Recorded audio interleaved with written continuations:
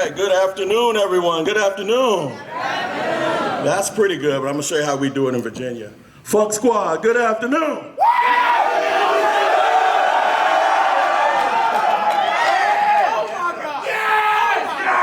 That energy, that's our secret right there, the energy. How you say hello every day. My name is, for those of you that don't know me, I'm William Bethea, the Director of Bands at Norfolk State University and Assistant Professor. Before we get started, we want to do our thank yous now while everybody is here, and I think it's important to start off with that because you never get anywhere in life by yourself, right? So first we want to thank Dr. Longhorn and the Pasic staff for inviting us so that we can perform for you today. That's a great honor and treat. Next, we would like to thank Roger and Luke Treacher at Dynasty. They have done well by us, and we have a great relationship with them, and you're gonna hear the gear sounds great. Next, Bruce Jacoby and Remo. Next, we would like to thank Brian Stockard at Vic Firth.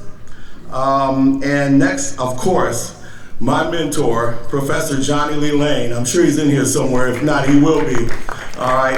He's been a great help to us. Yeah, clap up. He just went into the Fitness Hall of Fame, by the way.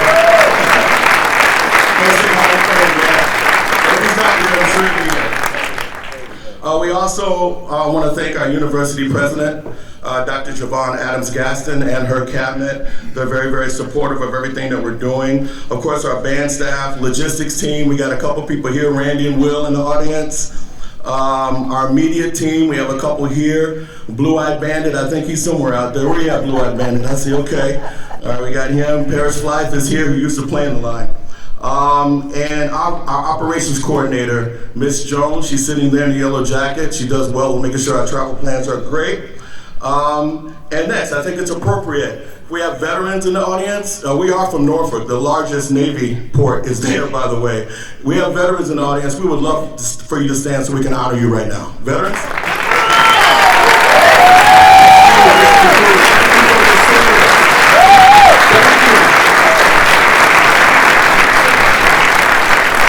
And lastly, and most importantly, we'd like to thank the Lord above. All right, this can be some crazy times, and the fact that we're able to perform music for you here today, which is one of a couple of things I think that brings people together, right? Doesn't matter if you're black or white or what sexual orientation, music is music and it warms the soul. And so we would like to thank the Lord above for being able to give us this opportunity to perform for you today. All right? For me because I'm from Indiana. A lot of people don't know that. I went to school, Elkhart Memorial, 2 hours north of here. All right, and studied with a gentleman named Wayne Stubbs. From there, I went to Ball State University, studied with the great Dr. Erwin Mueller, Ball State, about 70 miles from here. And then grad work at Eastern Illinois, where I studied with Prof. Lane. Okay, so I'm from this area. It's great to be home. And talking about Prof. Lane, one thing that I learned from him, when I got to Norfolk State in 2000, there's 3 things that I wanted to do when it came to percussion, especially in the marching unit. The first was create a culture of learning. What was great about Eastern Illinois is we learned phenomenal stuff from Prof. Lane, but he encouraged us to also learn from each other, right? I'd go to Prof. Lane sometimes and say, hey, Prof, man, how do you get this sight reading thing down? He'll say, go talk to Quint. He's good at that. There may be somebody that has great hands. How did you get your hands, your paradiddle so fast? Go talk to John. He's great with that. So that culture of learning allows the students to pick up and grasp things much quicker and creates an environment of learning. And that's what we've set up here at Norfolk State. The last thing that I wanted to do was not have any boundaries. All right? I wanted to make sure we were up on the latest trends of percussion, hybrid, contemporary rudiments, what are the latest trends and grids and things like that, because you need all of the tools in your toolbox if you want to master your craft. You know, and in our field, we're playing a lot of show stuff, Earth, Wind, and Fire, Michael Jackson, Whitney Houston, things like that, which is good. But when the demand is there for more percussion and more beats, you got to be able to do it. So those are the 3 things that I instilled back in 2000 when I got there, and I am so proud to see where it's developed now. I'm going to bring 2 guys to the stage who I've hired to take over the percussion section. One is Sean Hall. Can you come up, Sean?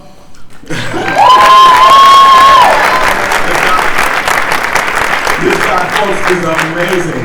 I'm telling you, he's amazing. I told him by the time this clinic is over, he's our percussion coordinator. By the time this clinic is over, he's probably going to be hired by somebody else. So I said my goodbyes last night. But no, he is an amazing percussion mind. And he studies. When I hired him, I said, Sean, all I want you to do is make sure that you stay abreast of everything happening in the percussion world so that we can stay current.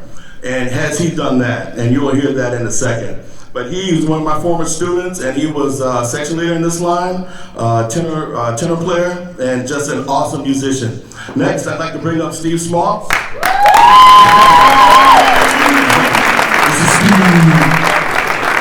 He also was in my line. Both were section leaders. He's a snare player. They're both have graduated with their bachelor, but they're working on their masters right now. Steve is a high school band director in the Norfolk area. He's doing a great job his first year there. And so I am super proud. Let me tell you something, educators. There is no greater joy, none, to see your former students learn and grow and take something to a level that you couldn't possibly imagine. There's no greater joy.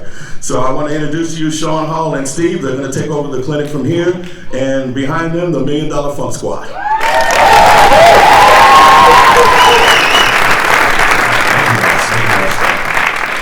Warm welcome. Okay.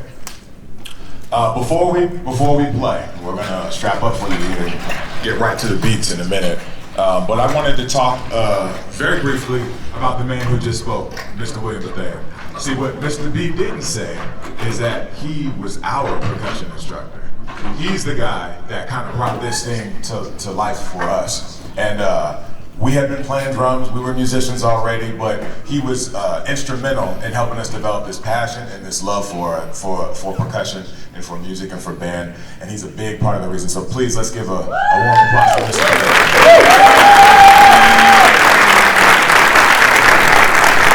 Okay. So at Norfolk State, the style that we play is a contemporary style. And by that I just mean we're keeping up, like Mr. Flythe said, with all the newest rudiments, the newest trends, whatever's hot in marching percussion, we want to do it, we want to play it. With that being said, our tradition is called rudimental funk.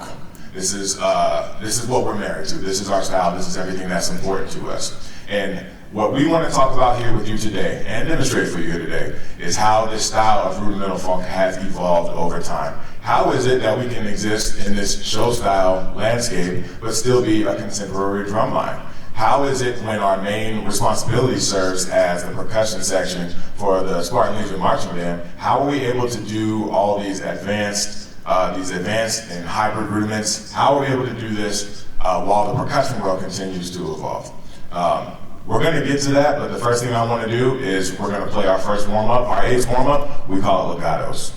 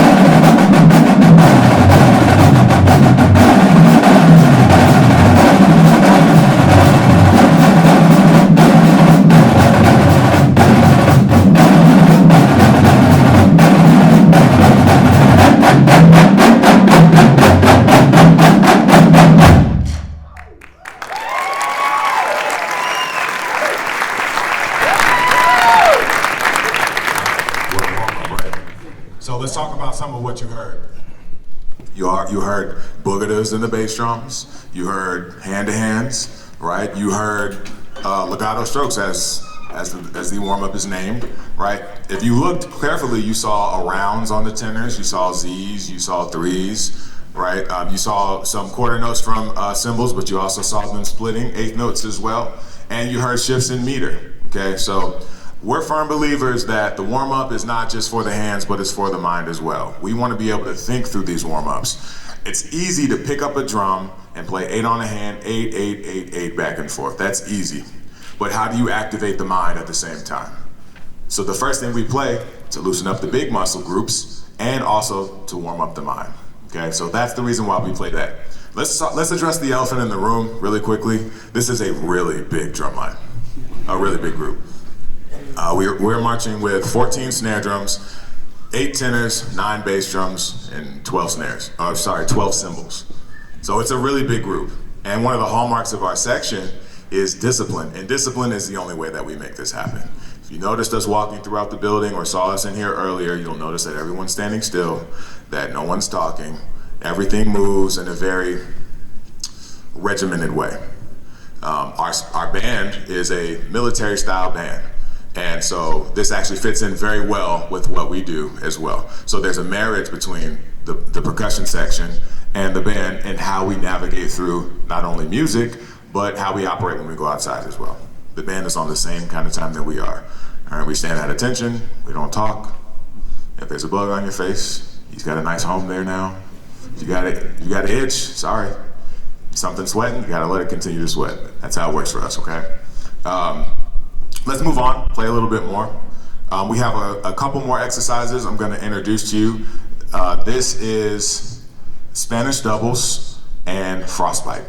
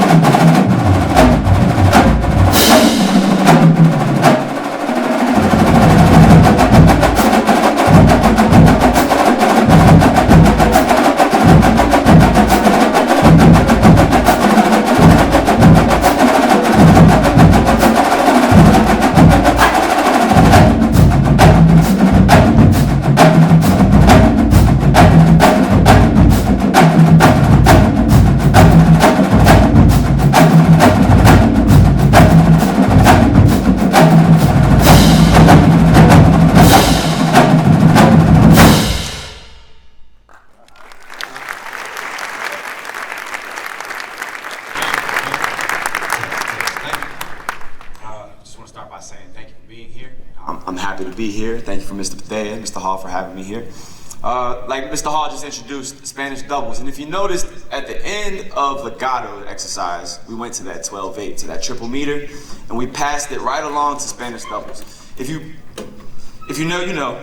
that you can hear some of the influences that we listen to every day. You hear some similarities in some of your favorite chords. So we're taking that legato approach and we're expanding it into a triple meter, and then we pass that right along into frostbite, right? So I think Spanish doubles is pretty straightforward. Taking the ideas of the triple diddle to the next level. But I really want to talk about frostbite. Mr. Hall is a wizard with the pen, and one of the primary reasons for the name frostbite is an observation from the rest of the contemporary drum world and the popularity of the cold attack double stroke passages. If you were at the Cavaliers at 10 o'clock today, you heard a lot of very clean cold attack rolls. It should also be noted that while we are working on our technical abilities, that we can drop some ice cold rhythms, some head bobbing rhythms that you just can't help but nod your head. And I saw some of you in the crowd. You started feeling good, and then before you know it, the chin is bobbing up and down. So I think those guys demonstrated that well. And as we continue to develop that concept, we add those double strokes, right? Now we're doing triplet diddle exercises, which I think everybody plays a version of, one way or the other. Keep it simple or keep it funky, as we like to say. The next thing I'd like to introduce, though, is another exercise written by Mr. Hall himself, and it happens to be one of our favorite exercises. The warm-up sometimes doesn't even feel like a skill builder, as it features each section in our own way, working on our paradiddle skill sets, our puttididdle skill sets. You'll hear some familiar patterns played by familiar percussion sections, by other percussion sections. There's only so many different ways to work on paradiddles, let's be honest. So you'll see some solos, you'll see some features, you'll see some meter changes, again, expanding on the ideas, providing variety. And it's important that I mention that in everything that we do, it's not always about the chops, and it's not always about the groove. It's not singular, it's binary. So this is Binary Code by Mr. Hall himself.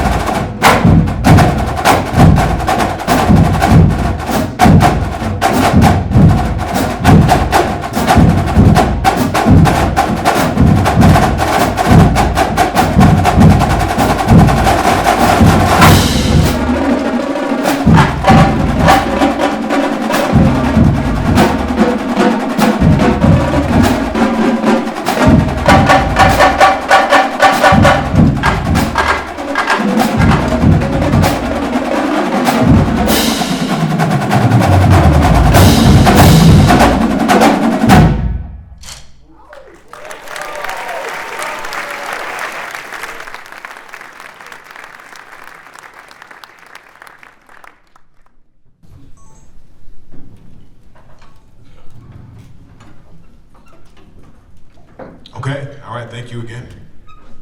That was Binary Code, and I think Mr. Smaltz hit the nail right on the head. Our style, if you haven't been able to tell now, is a fusion between both the rudimental aspects and that groove that we all love to hear. Music has to be fun, it has to be entertaining when you listen to it, but if you're just playing grooves, you're just like everybody else. Okay, and so our style is a specific type of hybrid between both the technical aspects and the funky aspects, hence the name Rudimental Funk. Now, with all that cool stuff out of the way, we're gonna take you through a little bit of a journey through the history of our section, okay? Obviously, everyone, before tonal bass was invented, wasn't playing tonal bass drum. Well, before the quads came around, what was going on? Well, we had these leg tenor drums, okay? And so we're gonna demonstrate a little bit of what that sounded like and how we adapted to it. This wasn't too long ago. I'd say in the 80s, the mid 80s, our band director at the time made a switch. He decided we're moving to tonal bass drums and we're moving to quads, and it doesn't matter how you feel about it. You 18, 19, 20-year-old students now have the responsibility of reworking all your drum cadences into make it compatible for tonal bass and quads. And so the innovative students at that time took it upon themselves to create new music or remixes of the original versions. And what we're gonna do here for you today is we're gonna play a couple of cadences to let you hear it yourself, to see, and we'll play it the first time, and we'll play it with the leg tenor drums. And then the second time, we'll repeat the cadence and you'll be able to hear how it was adapted almost 40 years ago by the students who were in the band at that time.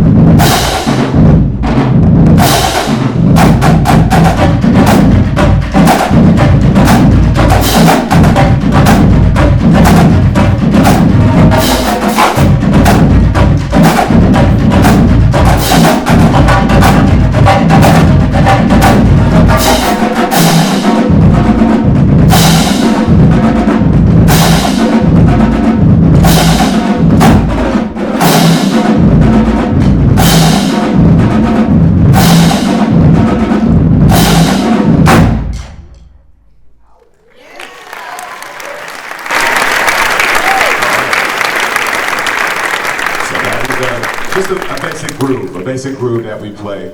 We'll play that marching down the street. We'll play that in the stands in the stadium. But that is a cadence called MD. The next one I'm gonna introduce here is a cadence called Pinky. Now, Pinky, I'm gonna talk a little bit about the music of Pinky. Back when tonal bass drum and quad playing was kind of first coming around in our section, everything was very snare dominant and snare driven. So oftentimes the music that was written, they would have a through line that was all snare, the development passage was snare, the intro was snare, and there was some kind of big ending at the end of the snare line as well. And you would have ostinato patterns in the bass drum or in the tenors, just repeated grooves over and over again to complement the main musical effects that were happening in the snare line. Same rules apply. Tonal bass drum was brought in, quad drumming was brought in, and we had to adapt. So this is Pinky.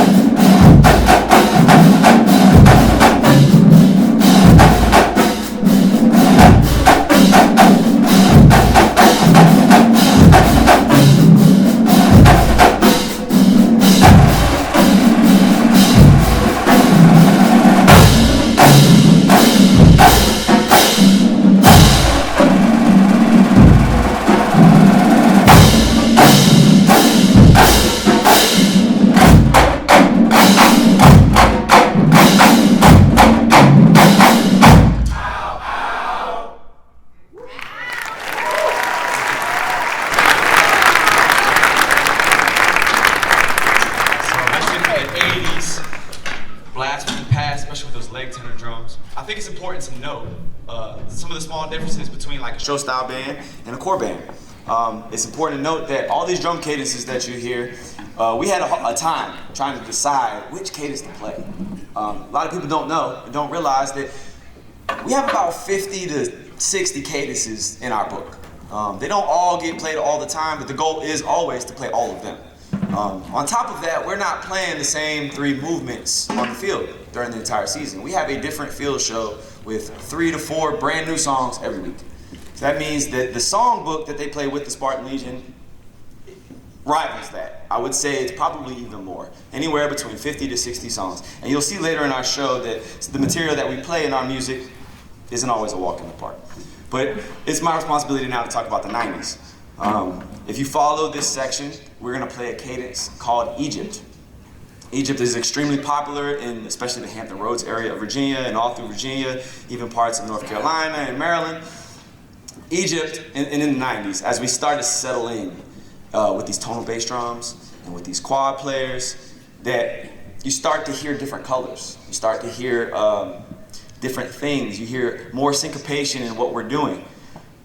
Egypt is a cadence that serves the function of a tunnel. A tunnel is when we bring our band into the stands or we bring our band into the band room. We line up on the sides of the street. They come in strutting in show style fashion. So without any further delay, here goes Egypt.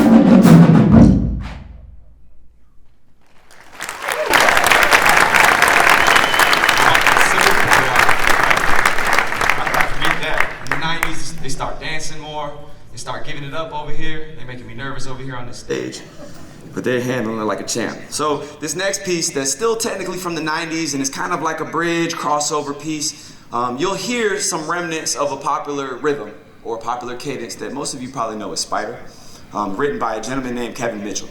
Kevin Mitchell was iconic and pivotal in, again, the progression of our section.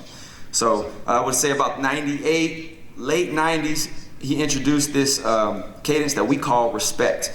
You start to hear more vertical alignment in the tenor voice and the snare voice and the bass drum voice. You start to see more sections playing all of the same things layered on top of each other. Respect served as a pioneer composition that changed the way we conceptualize our concepts of writing material and our style of rudimental funk. So here's Respect.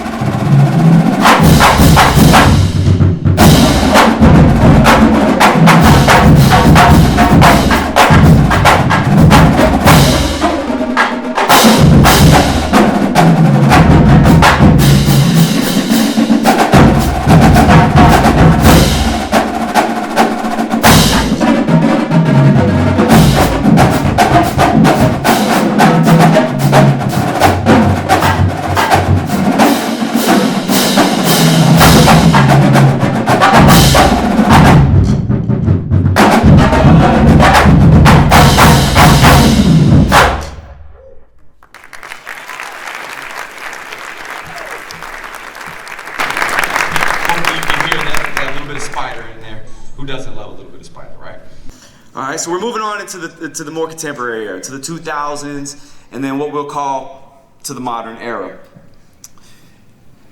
It is important that I introduce some of this modern material because some of this stuff was introduced when I was a member of the section. My freshman year was in 2010, and I marched all the way through 2014. And the truth is, we started to get bored with some of this stuff, and we started to have a desire for more things, more notes. So some of my peers that brought me into the section, like Jesse Green, students that were freshmen underneath me, like Rob King, and students that came after us, like Sean Parker, and to be honest with you, we'll be here all day if I try to name all the composers.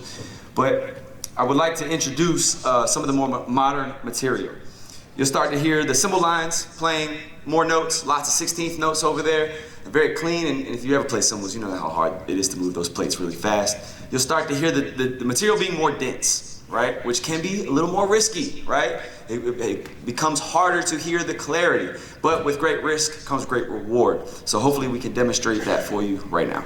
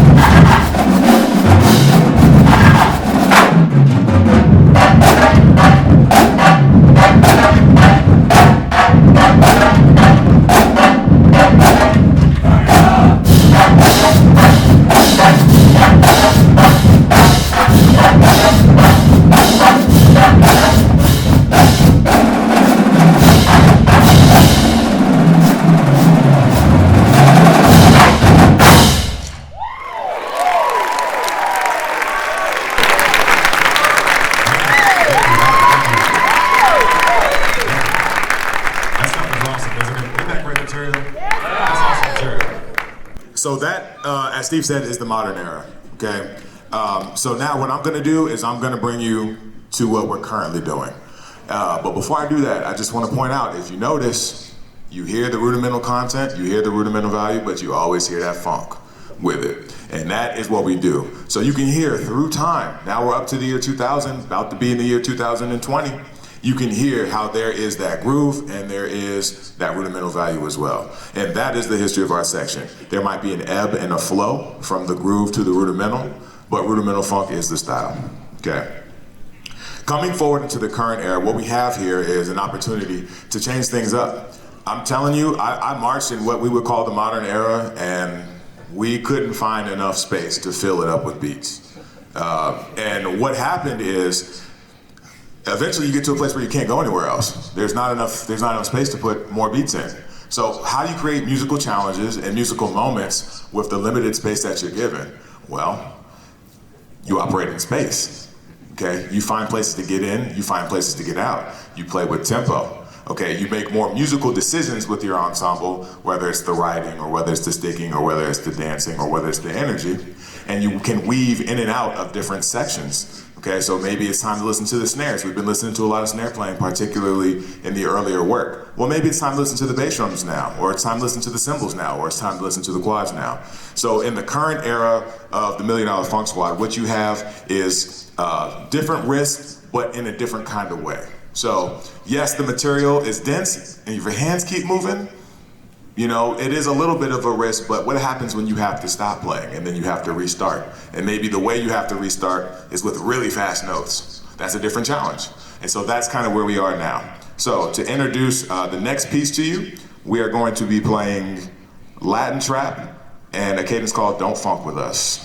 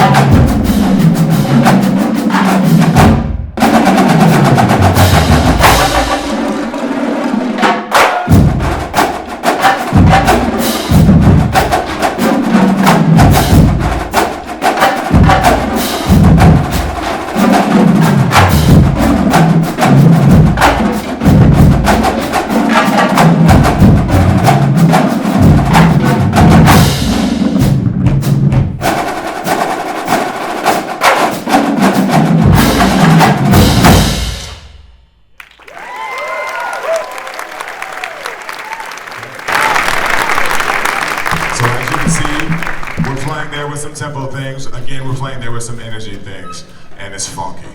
It's funky. So that's what when we play that, we're thinking to the opposing drum line, you don't want to funk with us, because that is too funky. All right, let's move on. We're gonna play a little bit more from the modern era. This one, I'll talk a little bit about this. This is a piece I wrote a couple of years ago during COVID.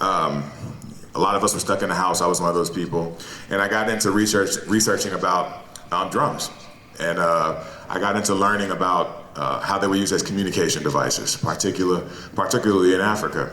And I learned this one rhythm in particular that people would use in certain tribes in Africa that they would use to communicate to other tribes. So maybe they had someone in the tribe who's responsible for playing a drum that was loud enough, like a djembe, to be heard, you know, maybe on the hillside of another town or village. And there's one rhythm in particular that got stuck in my head. And this rhythm just kind of went on and on and on and on like a drone in my mind. And what this rhythm was the way for one village to announce to a different village that the king was coming. Okay, I want to make sure you get your ducks in a row. The king's coming. All right, you guys be ready. The king's coming. Okay, and I took this rhythm and I kind of buried it within the tenor line. I taught them the piece. They're playing the piece, and I told them afterward about that rhythm and about what that rhythm meant back then, hundreds and hundreds of years ago, and about how it applies to us now. Okay, so this is King Me.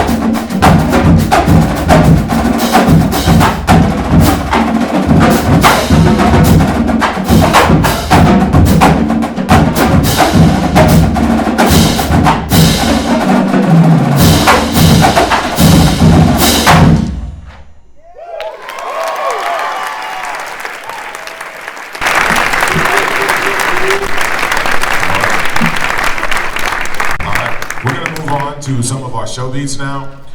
Just a couple of short snippets, and then we're going to end this with something a little longer. The first thing I want to demonstrate for you, some of our best music, some of the best stuff we play is on the field. And one of the tunes we played this year was a song called It Must Be Magic by Tina Marie, so we're going to go ahead and play that for you. We just call it Tina.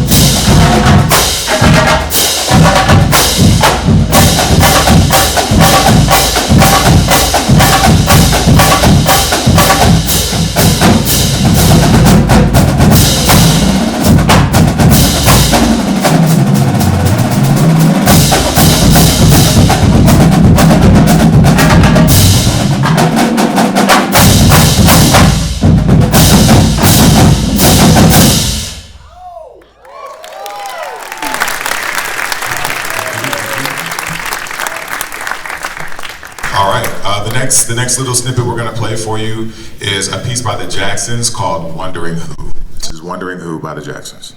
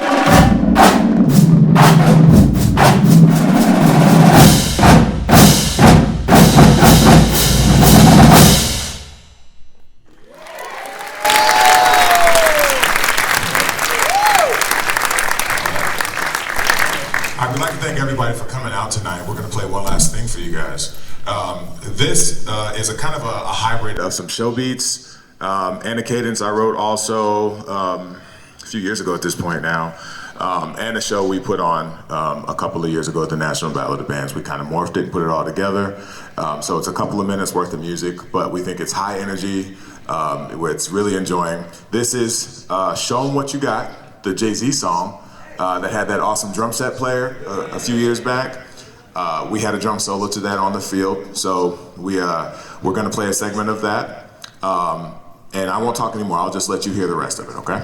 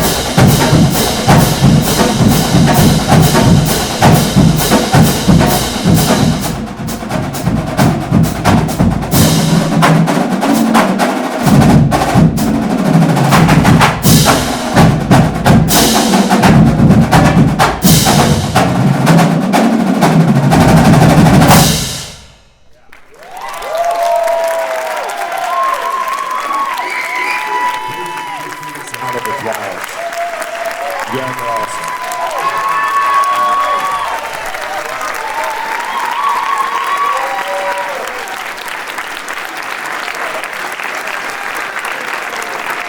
Thanks everybody for coming out.